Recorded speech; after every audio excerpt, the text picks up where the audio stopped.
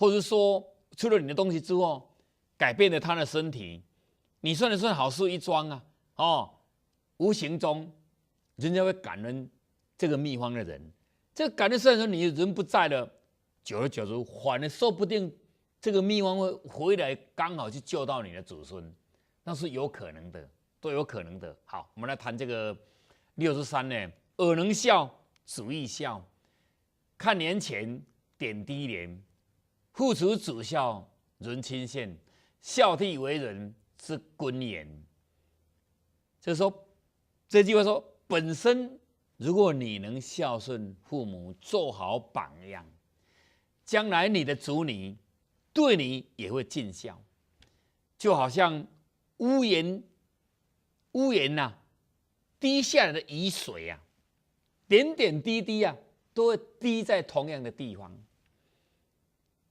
所以父母对子女的爱呀，子女呢对父母的孝顺是最令人羡慕的。所以孝悌是仁德的一个根本。工商社会景气如何的发达，经济效率提升到什么程度？说实在的，人的这种根本啊，仁德的根本孝悌呀，如果没有做好，这个社会是有缺陷的。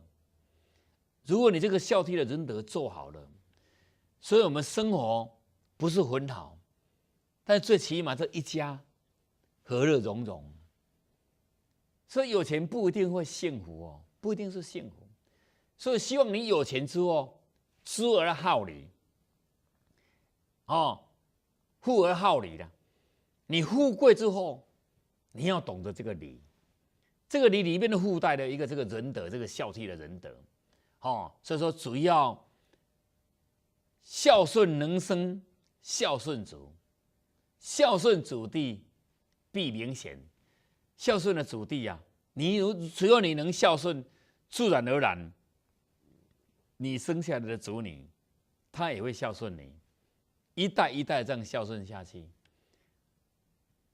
你给你的子女来孝顺你啊，反而你的子女呢，也会更加明显啊。忤逆会生忤逆子啊，忤逆父母亲的人啊，你的子女啊，看到你的动作，以后他还是会回报你的，这样反而不好啊。所以不信但看这个眼前水啊，这个屋檐下滴下来的水，自然而然会点点滴滴不差异，每一点呢都不会有差异的，到最后都是自然而然的回报。所以说我们的灵魂本质里面，只要你每一次所做的事情，在本质里面自然而然，它就会记录在那个里面。打出来的电波磁场也是会这样，无形中你的子女他就会学习到。所以我们来谈那个一报还一报的故事。你不要说没有报哦，因果不是不报，是时间未到，是时间未到。以前有个老人，他年老气衰，耳目聋鸣，行动不方便。那年纪大了真的有时候要捧过完也是困难，真的所以你能孝顺很年老的父母亲，也算一种福气呀。我就看到我爸爸今年90岁了他要端这个碗也算一种困难。所以呢现在的时间也是比较好了以前都是瓷器做的碗呢，很容易打破。我们现在买的这个是 stainless 那种，就是那个白不锈钢，叫不锈钢的，这个是打不破的，也很大。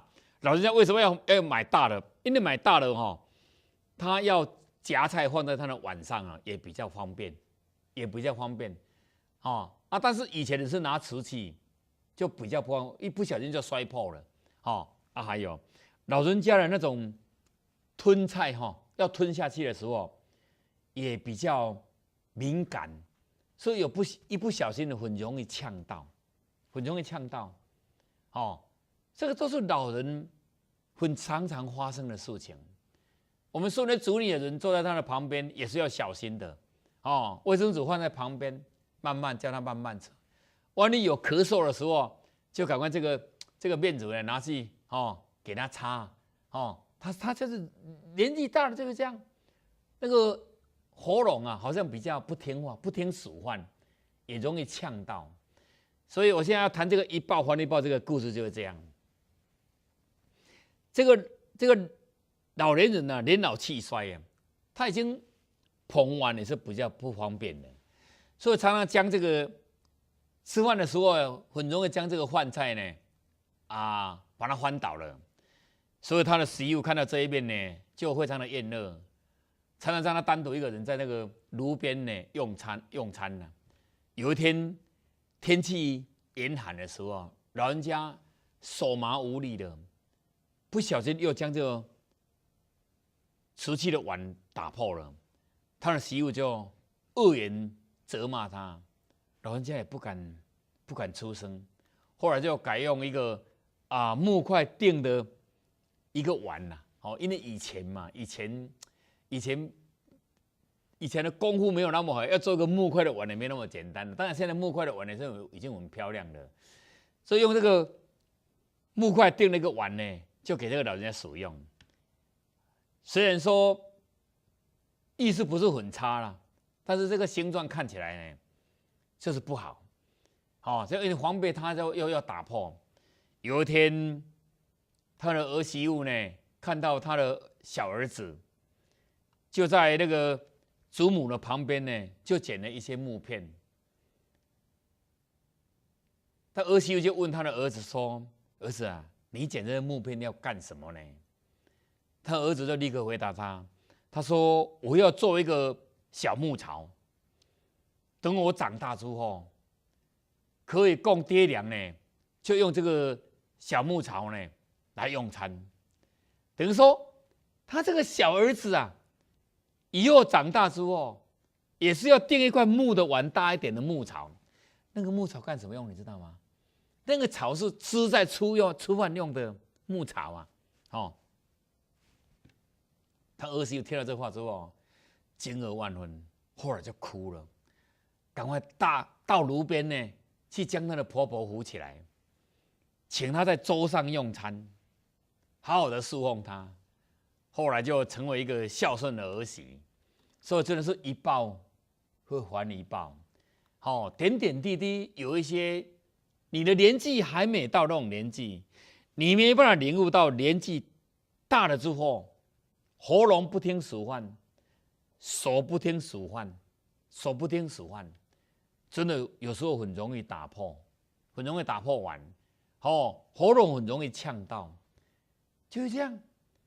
那我们顺着主你的，你提供饭给他，当然是比较软一点，是比较好啦，但是呛到软和硬都是会呛到的。